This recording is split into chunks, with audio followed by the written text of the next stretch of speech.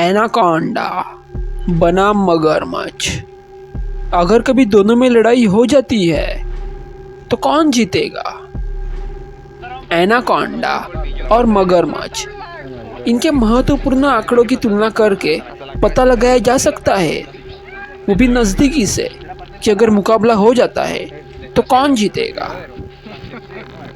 Anaconda और मगरमच्छ जानवरों की दुनिया में दो सबसे बड़े और सबसे डरावने सरीसृप है। दोनों ही कुछ प्रभावशाली आक्रामकता क्षमताओं का उपयोग करके बड़े शिकार, जिसमें मनुष्य भी शामिल होते हैं या फिर मनुष्य से भी बड़े जो जानवर होते हैं, उनको भी मारने की क्षमता रखते हैं।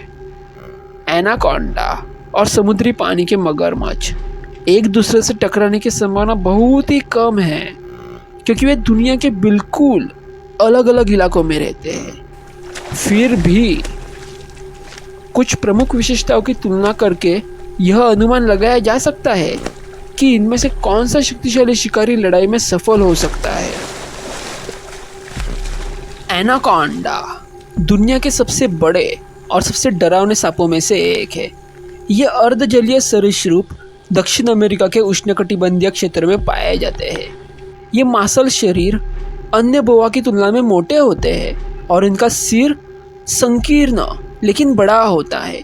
वे 9 मीटर तक की चौंका देने वाली लंबाई और 30 सेंटीमीटर तक की शरीर की चौड़ाई तक पहुंच सकते हैं। फिर भी उनका वजन शायद ही कभी 250 किलोग्राम से अधिक होता है, जो कि खारे पानी के मगरमच्छ के वजन से तुलना करने पर काफ़ी हल्का हो सकता है। अपनी प्रतिष्ठा के बावजूद कई मगरमच्छ प्रजातियां सौम्य स्वभाव वाली होती है और वे मनुष्य पर तभी हमला करने की संभावना रखते हैं जब उनको खतरा महसूस होता है। हालांकि इस नियम का एक अपवाद है। खारे पानी का मगरमच्छ, जिसकी उच्च अस्थिरता संभावता मजबूत क्षेत्रीयता से उपजी है, यह भयानक शिकारी पशु जगत में सबसे बड़े जीवित सरीसृप है। जब बात ताकत की आती है तो एनाकोंडा 90 psi की प्रभावशाली ताकत से काट सकता है। इसे परिप्रेक्ष्य में रखें तो उनका काटना इतना शक्तिशाली है कि वे आपको या फिर मुझे कुचलकर मार सकते हैं। लेकिन यह मगरमच्छ के विशाल 3700 psi काटने की ताकत की तुलना में कुछ भी नहीं है।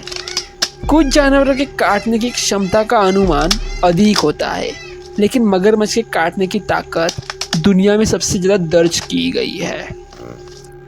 एनाकोंडा के काटने की शक्ति मगरमच्छ के मुंह से ज़्यादा होती है, लेकिन सांप के मुंह के लचीले स्नायुबंधन के कारण यह बड़े शिकार जैसे हिरन या फिर जंगली सूअर या फिर कोई अन्य जानवर उसको पूरा ही निगलने के लिए मुंह को पूरी तरह से खोल सकता है।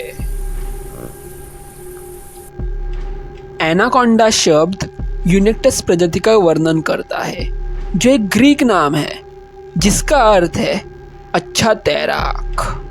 और यह डरावने सरीसृप अपनी तैराकी क्षमताओं के लिए प्रसिद्ध है, जो अपना समय गंदे पानी में डूबे रहने में बिताना पसंद करते हैं। खारे पानी के मगरमच्छों में तैराकी का भी अच्छा हुनर होता है और वे खारेपन को भी सहन कर सकते हैं।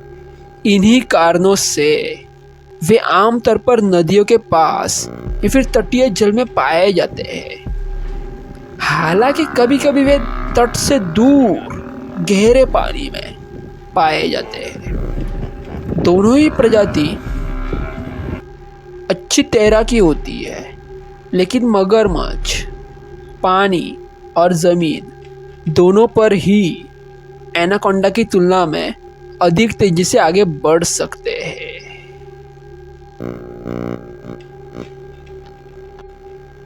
सभी एनाकोंडा की आंखें और नाक उनके सिर के ऊपर स्थित होते हैं, जिससे वे अपने शरीर को पानी में डुबाए रखते हुए पानी के ऊपर देख सकते हैं।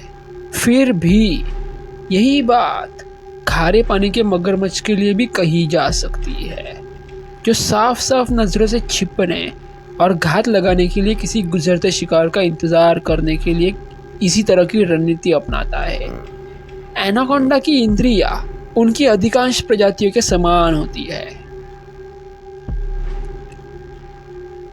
गर्मी उत्पादन, इसी के माध्यम से वह शिकार का पता लगा लेते हैं और वे अपने वातावरण में रासायनिक परिवर्तनों और कंपन के लिए संवेदनशील होते हैं। मगरमच्छों में भी ऐसी इंद्रियां होती है और वे दबाव और कंपन में होने वाले परिवर्तनों को पहचान सकते हैं। उनके पास पानी के नीचे की दृष्टि और रात की दृष्टि भी बहुत अच्छी होती है, लेकिन एनाकोंडा की इंद्रियां अधिक तीव्र होती है और उन्हें मगरमच्छ की उपस्थिति का पहले से ही पता चल जाता है, जिससे उन्हें इस विशालकाय जानवर पर बढ़त मिलती है। एनाकोंडा और मगरमच्छ दोनों ही विशेष रूप से सक्रिय शिकारी नहीं है। दोनों ही अपने शिकार पर घात लगाना पसंद करते हैं और शिकार को सुरक्षित करने के लिए कम से कम ऊर्जा खर्च करते हैं। एनाकोंडा एक कुंडली तकनीक का उपयोग करके, जिसमें वे अपने शिकार पर अपना मुंह बंद कर लेते हैं और फिर शिकार से जान निचोड़ने के लिए अपनी मांसपेशियों को उसके चारों ओर लपेट लेते हैं। एक बार जब एनाकोंडा शिकार को सुरक्षित कर लेता है तो वे अक्सर उसे पानी में ले जाते हैं, क्योंकि उछाल उन्हें पूरा निगलने के लिए स्थिति में लाने में मदद करता है। मगरमच्छ भी अपने मजबूत जबड़े से शिकार को पकड़ते हैं, लेकिन अपने शिकार के चारों ओर घूमने के बजाय वे शिकार को घुमाते हैं। खारे पानी के मगरमच्छ डेथ घुमाव का इस्तेमाल करते हैं, जिसमें वे शिकार को तब तक घेरे में घसीटते हैं जब तक कि उनका शिकार भ्रमित न हो जाए या फिर बेहोश न हो जाए। वे इस घुमाव का इस्तेमाल करके या फिर तकनीक का उपयोग करके शिकार करते हैं। जब वे अपने मुंह में कोई अंग पकड़ लेते हैं शिकार का, तो वो शरीर के हिस्से अलग कर सकते हैं। दोनों जानवरों में मजबूत आक्रामक कौशल है, जो उन्हें राज्य के सबसे डरावने जानवरों में से दो बनाता है। लेकिन अगर वे लड़ते हैं तो नमकीन के पास बेहतर रक्षा प्रणाली होगी। उनकी त्वचा सख्त रज्जु से बनी हुई होती है, जो उनके शरीर पर एक ढाल के रूप में कार्य करती है। इसकी तुलना में एनाकोंडा में न्यूनतम रक्षात्मक क्षमताएं होती है और मगरमच्छ का काटना इस सांप को आसानी से काट सकता है।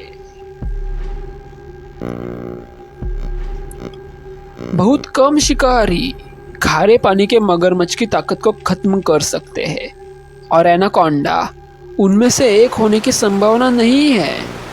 जबकि एनाकोंडा कैमन जैसे मगरमच्छों को खा सकते हैं और खाते भी है, लेकिन खारे पानी के मगरमच्छ उन पर किया गया हमला और उसका नतीजा अलग तरह से हो सकता है। सबसे महत्वपूर्ण कारक खारे पानी का विशाल आकार है। यह मानते हुए कि दोनों जानवर औसत सस्तन अर्थ है, एनाकोंडा शारीरिक रूप से खारे पानी के मगरमच्छ के द्रव्यमान को नहीं मार सकता था और इसकी कुंडलित तकनीक बेकार हो सकती है।